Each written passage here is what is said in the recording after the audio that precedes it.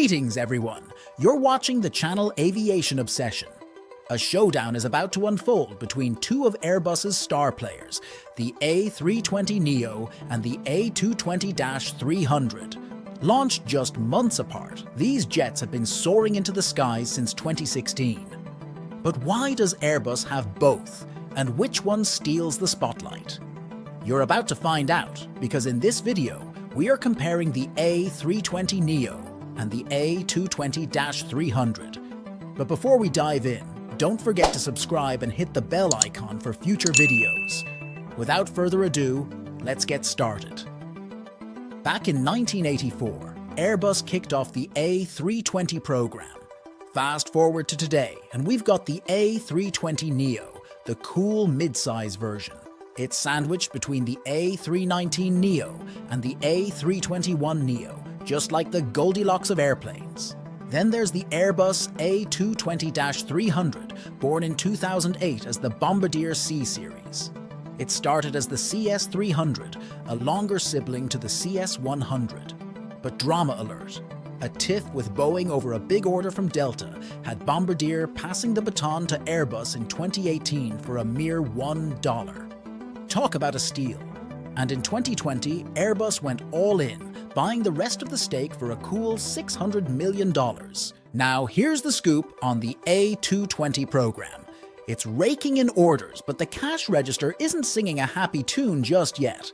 Airbus is on a mission to turn things around by boosting production efficiency. And guess what? The A320neo is kind of like a sibling to the A220-300, sharing similar vibes in size and specs. They've got almost identical lengths, cabins, and belly hold capacities. It's like they're aviation twins separated at birth. The A320neo is the king of capacity, fitting in 34 extra buddies in its wider cabin. It's got a 3-3 layout, one more seat per row compared to the A220's cozy 2-3 vibe. More passengers mean a heavier ride, and the Neo needs about 5,000 extra liters of fuel to match the A220-300's range. Now, when it comes to the passenger experience, it's like comparing apples and oranges, or maybe seats and screens. The airline calls the shots on spacing, comfort, and entertainment. Okay, let's talk windows. If you're all about that window seat life, the A320neo's windows are a bit on the cozy side, approximately 10.7 by 14.2 inches. On the other hand, the A220 takes the cake with larger-than-life windows at 11 by 16 inches. And it's not just about the view. The A220 spoils you with a 2-3 seating setup in economy, meaning fewer middle seats and a bit more space for couples and buddies. Plus, wider seats make it comfier, giving you that extra elbow room. So whether you're a window gazer or an aisle stroller, the choice is yours.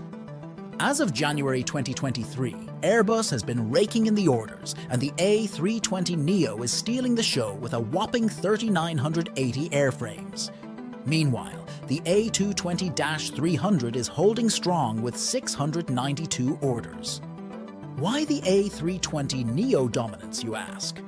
Well, it's like the cool kid on the block, fitting right into existing Airbus fleets without a hitch.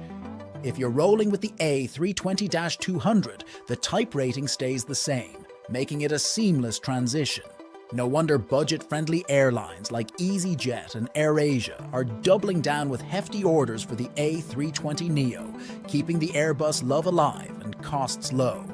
While Boeing 737 fans are eyeing the sleek MAX upgrades, the A220-300 is carving its niche, playing David against Goliath. Sure, it's a bit of a newcomer on the block, but hey, Air Baltic, once rocking 737s, is all in with about 40 of these A220 champs. Over in the US, JetBlue has its sights set on 100, Breeze is bringing in 80, and Delta's flexing with 74. Even Air France and Air Canada are getting in on the A220 action, committing to 60 each.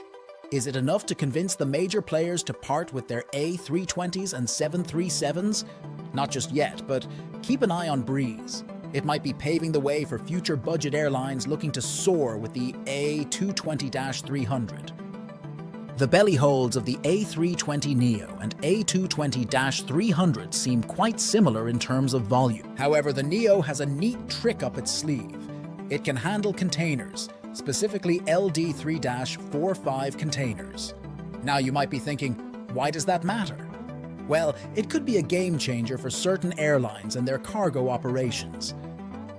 So when it comes to cargo, the A320neo seems to have the upper hand over the A220. The A320neo had a smooth entry into service, dealing with relatively few issues. Meanwhile, the A220-300 faced some hurdles, mainly with its Pratt & Whitney PW1000 engines causing shutdowns, especially in the early years. Airlines like Swiss and airBaltic encountered engine failures mid-flight, with potential software glitches being a culprit. Recently, cockpit design has been added to the mix, with instances of accidental autopilot engagement during takeoff. In 2022, 38 such incidents, 2 nearly fatal, prompted an airworthiness directive. Both the A320neo and A220 now grapple with Pratt & Whitney's supply chain woes, causing groundings. A320neo of Indigo and Go First, while A220 of airBaltic felt the impact, with airBaltic's CEO Martin Gauss citing ongoing engine challenges due to global supply chain issues. It's a bumpy ride, but they're navigating through it. So we've got this potential rock star in the making, the A220-500.